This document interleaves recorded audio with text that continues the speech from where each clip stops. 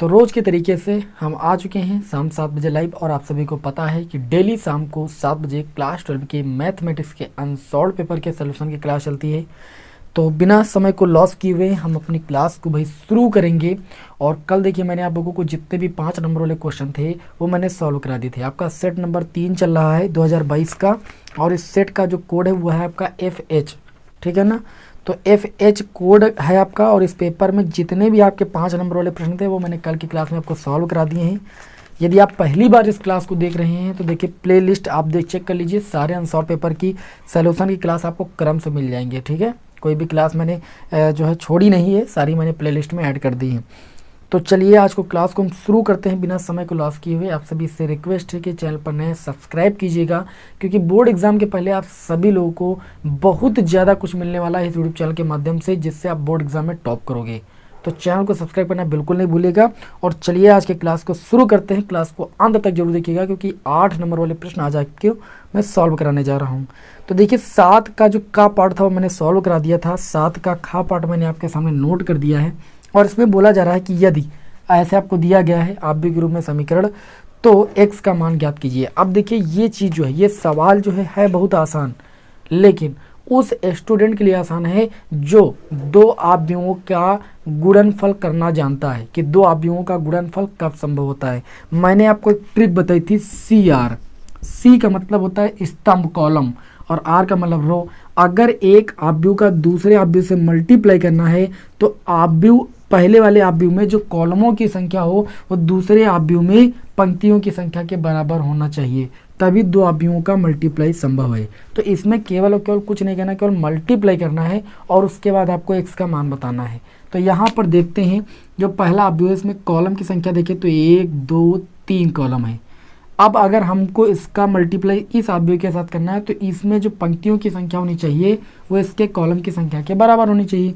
तो 1 2 3 पंक्तियों की संख्या है, इधर कॉलम की संख्या 1 2 3 है, मतलब जो है कॉलम की संख्या जो है पंक्तियों की संख्या के बराबर, अर्थात इस आव्यूह का मल्टीप्लिकेशन संभव है। तो चलिए मल्टीप्लाई करते हैं। यहाँ पर देखिए तो मल्टीप्लाई कैसे करते हैं, इसका अगर इससे मल्टीप्लाई करें तो इस रो पर ऐसे तीर बनाते हैं और बारी बारी कॉलम से हम मल्टीप्लाई करते हैं, ठीक है ना। तो देखिए x का गुणा 1 से हो जाएगा x हो जाएगा, -5 का गुणा 0 से हो जाएगा तो आपका 0 हो जाएगा, -1 का गुणा 2 से हो जाएगा तो -2 हो जाएगा। क्लियर। फिर इसी रो का इस कॉलम से मल्टीप्लाई करेंगे, x और 0 का गुणा 0 हो गया, -5 और 2 का गुणा -10 हो गया, -1 और 0 का गुणा आपका 0 हो गया, ठीक है। अब इसी रो का तीसरे कॉलम से मल्टीप्लाई करेंगे, x और 2 का गुणा 2x हो गया, -5 और 1 का गुणा -5 हो गया, -1 और 3 का गुणा -3 हो गया। ये 2 आव्यूहों का मल्टीप्लाई हो गया। अब बचा आपका x 4 और ये कितना बचा भाई 1 बचा आपका, कितना बचा 1 इक्वल टू आपका 0 है, ठीक है। 1 ही दिया गया है भाई, है ना। अब क्या करेंगे, इसको हल करेंगे तो ये आपका कैसा आव्यूह है, आप देख सकते हो इसमें 1 रो है आपकी, ठीक है ना, और कॉलम कितने हैं 3 है। जब 1 कॉलम होता है तो स्तंभ आव्यूह इसको बोलते हैं। ये कैसा आव्यूह आपका पंक्ति आव्यूह है। चलिए इसको सॉल्व करते हैं। तो ये हो जाएगा x - 2 और माइनस का 10 यहाँ बचेगा, यहाँ पर 2x - 5 - 3 का 8 हो जाएगा। इसका मल्टीप्लाई करना हमें x 4 1। तो मल्टीप्लाई करने के लिए अगर इस आव्यूह का इससे मल्टीप्लाई करना है तो इसमें जो कॉलम की संख्या होनी चाहिए इसमें पंक्तियों की संख्या के बराबर होना चाहिए। तो कॉलम 1 2 3 इसमें है, पंक्तियाँ इसमें 1 2 3, मतलब मल्टीप्लिकेशन संभव है, गुणनफल संभव है। तो गुणन करेंगे तो इस रो का हम इस कॉलम से मल्टीप्लाई करेंगे। देखिए x - 2 का मल्टीप्लाई हो जाएगा x से, तो कितना हो जाएगा x² - का 2x, है ना। फिर क्या हो जाएगा -10 का मल्टीप्लाई कितने हो जाएगा 4 से, तो -40 हो जाएगा 10 होके, और 2x - 8 का गुणा 1 से होगा तो ये प्लस का 2x - 8 हो जाएगा और बराबर आपका 0 हो गया, ठीक है ना। ये आपका हो जाएगा x² माइनस का 2x प्लस का 2x 0 आपका हो गया, माइनस का 40 और माइनस का 8 माइनस का 48 उधर जाएगा, प्लस का 48 हो जाएगा। तो x बराबर निकालेंगे √48 हो जाएगा, क्योंकि स्क्वायर दूसरे पक्ष में जाता है तो अंडर रूट लग जाता है। 48 को हम लिख सकते हैं 16 × 3, 16 का √4 होता है और 3 अंडर रूट से बाहर नहीं निकलेगा, तो अंडर रूट लगा था इसलिए प्लस माइनस करके लिखेंगे। तो ये आंसर आ जाएगा +- 4√3, एक्स का मान इस क्वेश्चन में पूछा गया था। 8 नंबर का प्रश्न था, बहुत ही धैर्य से इस क्वेश्चन को सॉल्व करना था और उम्मीद है कि मैंने आपको बहुत ही अच्छी तरीके से एक्सप्लेन कर दिया है, आपको कोई दिक्कत इस प्रश्न में नहीं होगी। अब समझ में आ गया है तो बिना समय को लॉस किए हुए बढ़ते हैं नेक्स्ट क्वेश्चन की ओर, ठीक है ना। क्लास देखिए छोटी होगी और 8 नंबर वाले सारे प्रश्न आज की क्लास में सॉल्व हो जाएंगे। फिर नेक्स्ट क्लास में आपको हम क्या करेंगे भाई, आगे के क्वेश्चन सॉल्व कराएंगे, यानी अगले सेट के क्वेश्चन सॉल्व कराएंगे। चलिए बढ़ते हैं अगले क्वेश्चन की ओर। तो इस तरीके से 7वें के दोनों का और खा पार्टों को मैंने सॉल्व करा दिया। का वाला कल सॉल्व करा दिया था और खा वाला आज। अब आ जाते हैं 8वें क्वेश्चन की ओर। देखिए टोटल 9 क्वेश्चन आपके एग्जाम में आते हैं, 8 नंबर वाले 3 प्रश्न आते हैं। मैं तो आपको यहाँ पर प्रत्येक क्वेश्चन सॉल्व करा रहा हूँ, कोई छोड़ नहीं रहा हूँ, जिस वजह से कि आपको बोर्ड एग्जाम में कुछ आए तो फिर छूटे ना।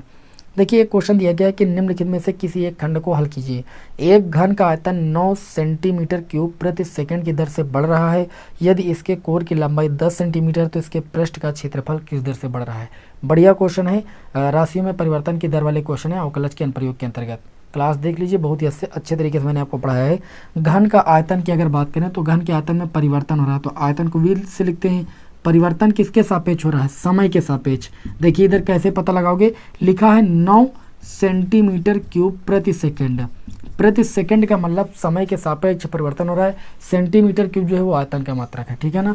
तो यहाँ पर dv/dt का मान दिया गया, ये आप सभी लोग समझ पा रहे हो। d का मतलब क्या है, परिवर्तन है किसके सापेक्ष, समय के सापेक्ष, किसमें, आयतन में, इसलिए मैंने dv/dt बराबर 9 लिख दिया। आगे क्या दिया गया है, अब इसको थोड़ा सा सॉल्व कर लेते हैं, ठीक है ना। अगर हम यहाँ पर क्या मान लें, अगर हम ये मान लें कि जो ये घन है, ठीक है, यदि घन की भुजा की बात करें, घन की भुजा है तो 10 मान लेते हैं x सेंटीमीटर है, तो घन का आयतन कितना होता है, देखिए derivative with respect to t, घन का आयतन होता है भुजा की बनी x क्यूब इक्वल टू 9 हो जाएगा।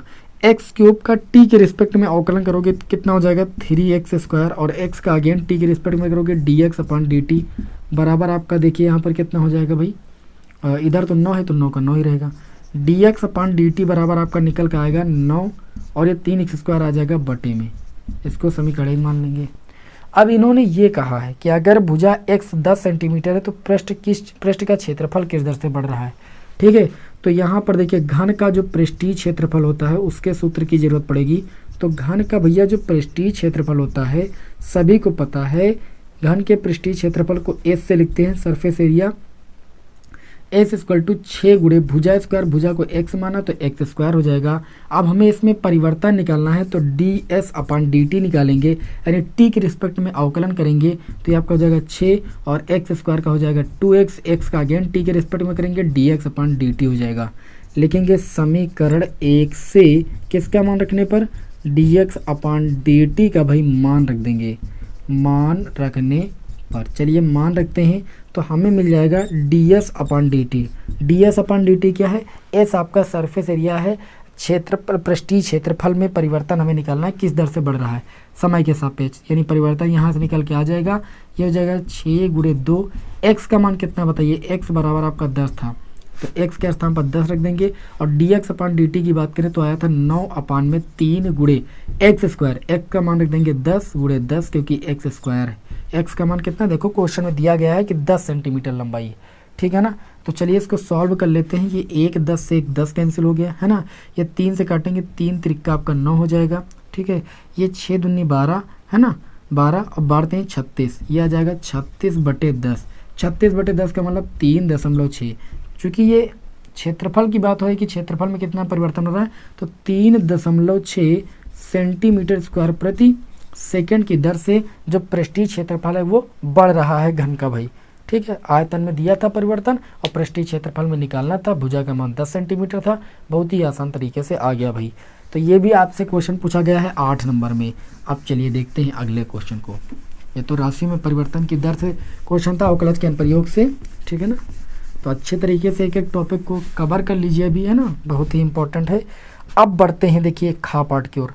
8वें के खा पाठ में दिया गया है कि ऐसे परवलयों के कुल को निरूपित करने वाले अवकल समीकरण को ज्ञात कीजिए जिनका शीर्ष मूल बिंदु पर है तथा जिनका अक्ष धनात्मक x अक्ष की दिशा में है। तो परवलय जो होना चाहिए यहाँ पर बताया गया है, ठीक, उसका शीर्ष होना चाहिए मूल बिंदु पर और जो मुख होना चाहिए वो x अक्ष की धन दिशा में होना चाहिए। यहाँ पर ना भी a, 0 होती है आपकी, ये परवलय का जो समीकरण होता है वो Y square equal to 4ax। हमें इस परवलय के कुल को निरूपित करने वाला अवकल समीकरण निकालना है। इसका जो शीर्ष है वो आपका 0,0 है। तो परवलय का समीकरण होता है Y square equal to 4ax। मैं ज़्यादा लैंग्वेज नहीं लिख रहा हूँ, मैं आपको बार बार इतने से हल करा रहा हूँ, सारी लैंग्वेज तो मैं नहीं लिख सकता सारे प्रश्नों में। तो परवलय का समीकरण लिख देना। परवलय का जो समीकरण होता है, जो परवलय एक्स अक्ष की धन दिशा में खुलता है, तो जो परवलय का समीकरण होता है वो Y square equal to 4ax होता है। इसका अवकलन करेंगे, क्या करेंगे भाई, अवकलन करेंगे x के रिस्पेक्ट में, तो 2y हो जाएगा। इसको मान लेंगे हम समीकरण 1, लिखेंगे x के सापेक्ष अवकलन करने पर। ठीक, x के सापेक्ष अवकलन करने पर। अवकल समीकरण सभी लोग जानते हो जिसमें अचर पद न उपस्थित रहे, तो इसी समीकरण को अवकल समीकरण बनाएंगे हम।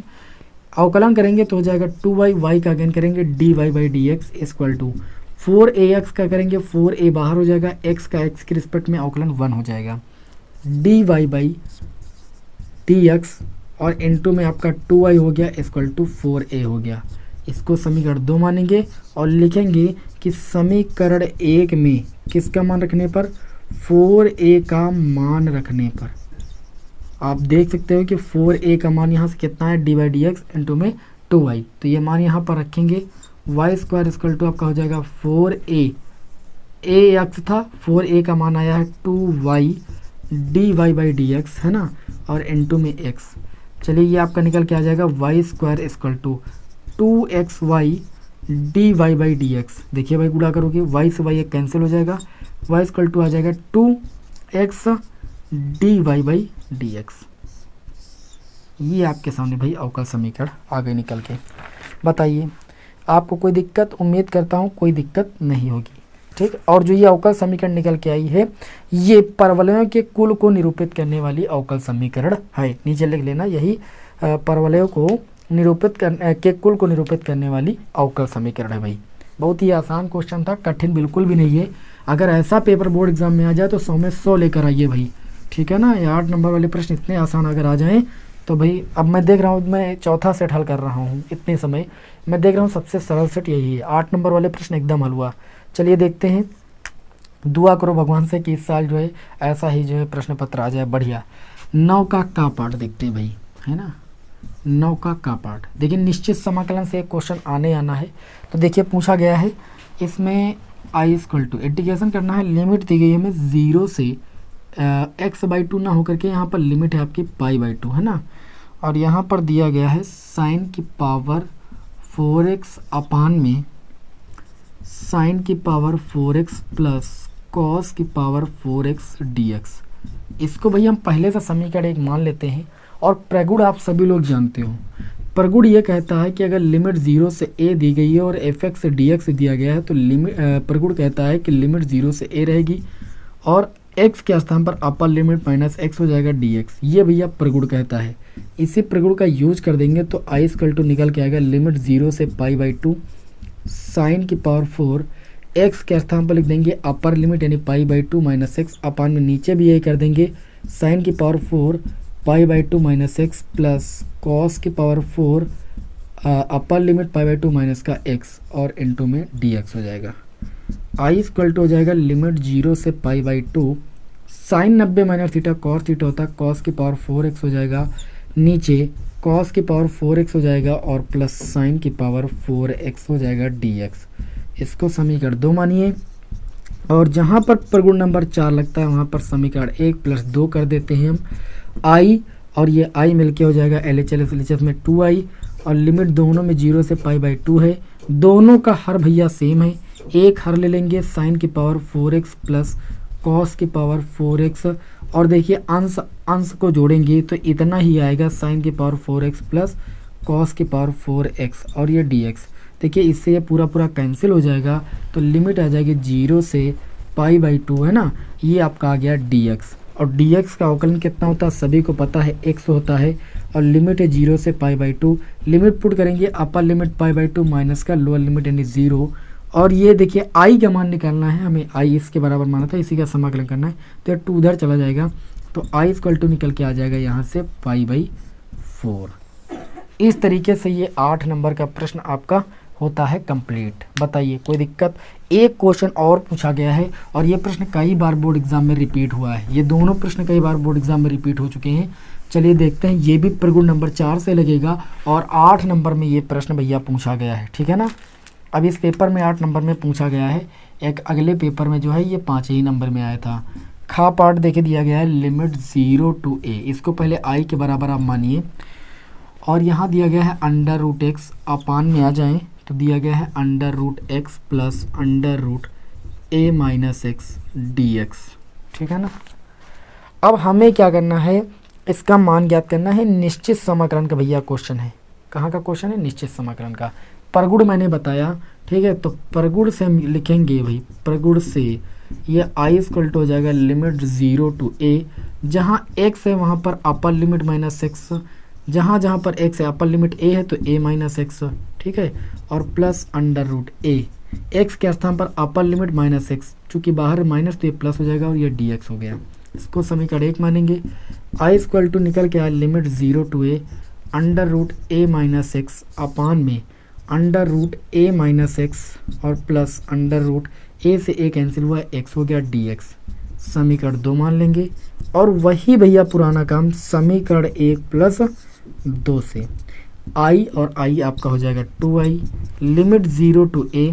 देखिए ऊपर आपका अंडर रूट एक्स प्लस ये आपका हो जाएगा under root X plus under root a minus x, और दोनों का हर देखें तो सेम है, थोड़ा आगे पीछे लिखा हुआ है लेकिन दोनों का हर यही है, under root X plus under root a minus का x dx। दोनों को क्या कर देंगे भाई, भाग कर देंगे, 1 आ जाएगा। इस तरीके से dx का समाकलन x हो जाएगा लिमिट आपके 0 से a। 2i equal to x के स्थान पर upper limit a minus 0 put करेंगे तो ये आपका a आ जाएगा। i का मान निकालेंगे यहाँ से तो i बराबर a बटे में कितना आ जाएगा, 2 आ जाएगा। कितना आ जाएगा, i बराबर a बटे 2 हो जाएगा। इस तरीके से जो 2022 का तीसरा सेट था जिसका कोड है आपका FH, वो आपका आज समाप्त होता है। और ये क्लास तो भैया बहुत छोटी रही आप लोगों के लिए, लेकिन ऐसा नहीं है, 8 त्रिक 24 अंकों वाली क्लास थी। इस छोटी सी क्लास में आपको मज़ा आया होगा, भले ही आज कम समय की क्लास थी लेकिन मज़ा ज़रूर आया होगा। तो उम्मीद करता हूँ कि आप सभी को मेरी सभी क्लासें अच्छी तरीके से पसंद आ रही होंगी। तो वीडियो को लाइक कर दीजिएगा और चैनल पर नए सब्सक्राइब कर दीजिएगा। नेक्स्ट क्लास में आपको हम सेट नंबर 4 के साथ मिलेंगे, ठीक है ना, और 4 को हम फोड़ेंगे। ओके, चलिए मिलते हैं आपको नेक्स्ट वीडियो में। जय हिंद, वंदे मातरम।